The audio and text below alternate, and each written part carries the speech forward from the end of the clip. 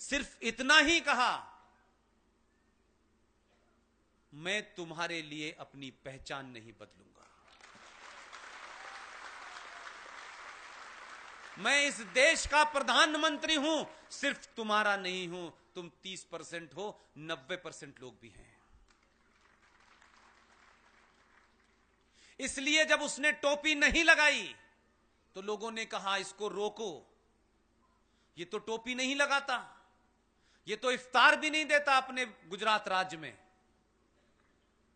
ये मैसेज पूरे देश के सनातनियों को जब गया तो सनातनियों को पहली बार लगा कम से कम ये सच तो बोल रहा है, एक बार इसके ऊपर भी दांव लगाया जाए। आपने दांव लगाया तो मालूम है उसने क्या किया? प्रधानमंत्री की शपथ लेते ही कुछ लोग अमेरिका जाते हैं सलाम करने, प्रधानमंत्री बनते ही इसने उस राष्ट्र की यात्रा की जो इस दुनिया में सबसे छोटा सा है, जिसको कोई जानता भी नहीं है। मैसेज उसका था क्लियर, हमने नहीं समझा। प्रधानमंत्री बनते ही वो भूटान गया जो अखंड भारत का हिस्सा था। दूसरी यात्रा नेपाल की, अखंड भारत का हिस्सा था। अफगानिस्तान गया, श्रीलंका गया। एक राज्य ऐसा भी है, एक देश ऐसा भी है, वहां जाने के लिए उसको रास्ता निकालना था। वो वहां से आया अफगानिस्तान से, उसने कहा कि मैं जरा सा मिलना चाहता हूं, आपकी बेटी की शादी है। उतर गया बगैर बताए। जो वहां से बैठे बैठे उसे मार रहे थे, उसने कहा मैं तुम्हारे बीच में उतर गया, तुम्हें बगैर बताए पता चला मैं कहां हूं। मिलके जब वापस आया तो अखंड भारत का जितना हिस्सा था पहले उसने सबकी यात्रा कर ली। किसी को यह नहीं बताया मैं क्यों यहां आया हूं, देखने गया था क्या क्या वापस लाना है।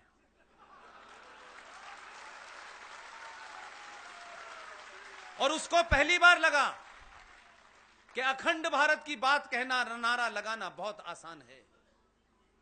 उसने कहा जो भारत है, जो इस भारत के टुकड़े करना चाहते हैं, जिन्होंने इस भारत को संवैधानिक तौर पे भारत से अलग कर रखा है, जो अभी भी एक नया राष्ट्र बनाने की ख्वाहिश रखते हैं, उसने शुरुआत वहां से कर दी है। इसलिए घर वापसी की जो काम में लगे हैं, अपनी एनर्जी जाया न करें, अपना समय बर्बाद न करें। जितने भी इस देश में अगले 10 साल तक सेमिनार करने की, भाषण के लिए लोगों को बुलाने की अगर आपकी इच्छा है तो आप कहिए कि अगला सेमिनार हम यूनिफॉर्म सिविल कोड पे करेंगे। और जब यूनिफॉर्म सिविल कोड आ जाए, जो आने वाला है, और ये जब कुर्सी से खड़े हो, यूनिफॉर्म सिविल कोड इन्हें फौरन बिठा देगा। और उसके बाद जैसे जैसे ये कानून बनते जाएं, आप इसको भूल जाएं। आप याद दिलाएं इस देश को, 76 में भारत की पार्लियामेंट में 42nd कॉन्स्टिट्यूशनल अमेंडमेंट पास हुआ। उसकी 7वीं सूची के अंदर यह कहा गया कि केंद्र सरकारें और राज्य सरकारें पॉपुलेशन कंट्रोल और फैमिली प्लानिंग के ऊपर कानून बनाएं। 76 में ये लोग नहीं थे सत्ता में। अपने सेमिनार का टॉपिक और मौजू बदलिए। ये सीएए पे जो लोग भी इस देश में, खास तौर से सनातन के मानने वाले, ये लोग जो भी सेमिनार कर रहे हैं, ये उस प्रोपेगेंडा को आगे बढ़ा रहे हैं। एक कानून बन गया, अब उस पर चर्चा किस बात की है? अब तो उसके ऊपर अमल करने का समय है। आप उस पर चर्चा कर रहे हैं। उसने अब तक 800 हिंदुओं को नागरिकता दे दी है। वो रुकने वाला नहीं है, उसे आप लोग मत रोकिए।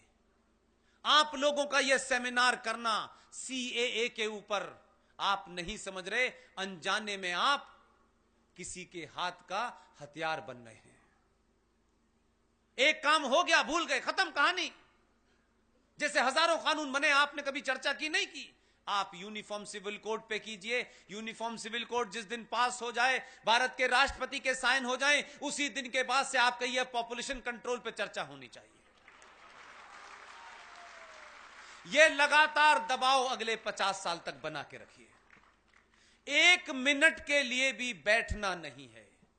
और आने वाली जनरेशनें, ये छोटे छोटे बच्चे, ये छोटी छोटी बच्चियां, क्योंकि आप अपने घरों में माएं उनसे बात नहीं करती,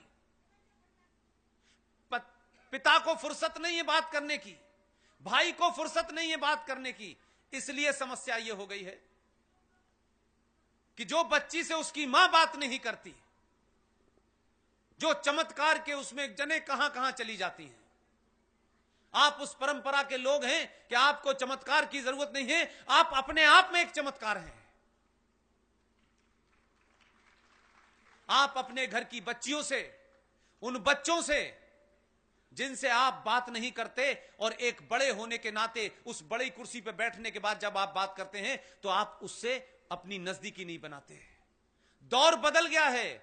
20 साल पहले ऐसा हो सकता था, आज नहीं हो सकता, क्योंकि आपके बच्चे के पास इतनी इंफॉर्मेशन है कि आपके ज्ञान की उसे जरूरत नहीं है।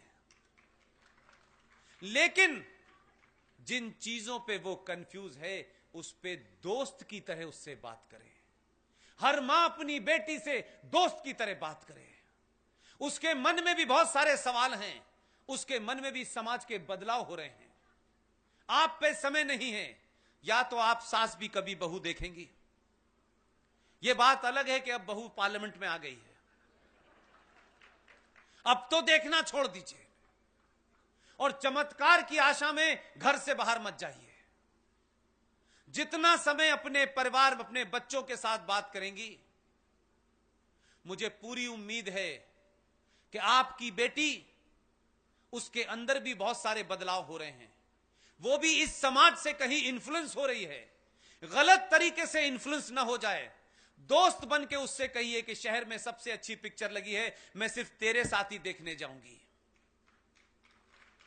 जिस दिन आप ये करने लगेंगे, वो आपकी बेटी,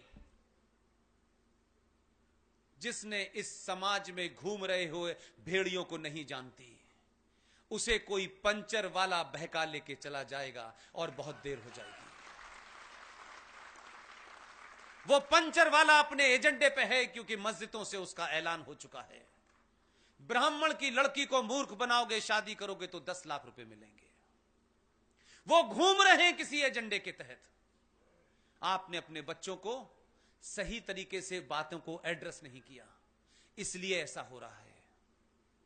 भारत के पहले शिक्षा मंत्री के बारे में जरूर बताना चाहता हूं, ताकि यह कंफ्यूजन हट जाए और आप लोग यह कहना बंद कर दें, सारे धर्म शांति का रास्ता दिखाते हैं।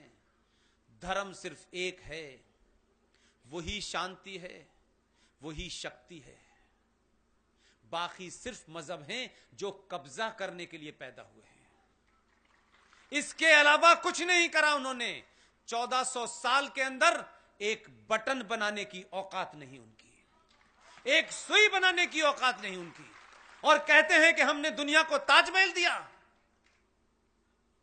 ये ताजमहल बनाने वाले लोग हमारे थे, जहां से आए थे वहां ताजमहल नहीं बना पाए कभी। वहां नहीं कोई कुतुब मीनार मिली, यहीं पे मिली आपको।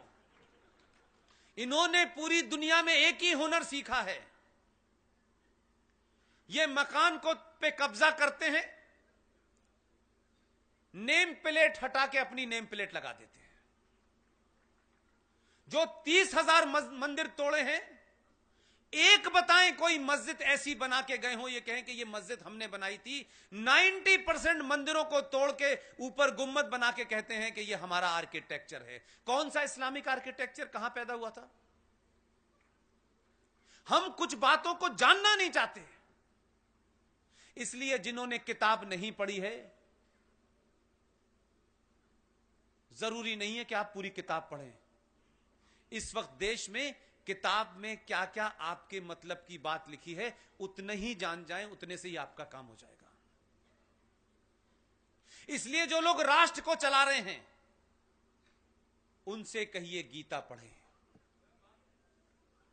और जिनको घर चलाना है वो रामायण पढ़ें।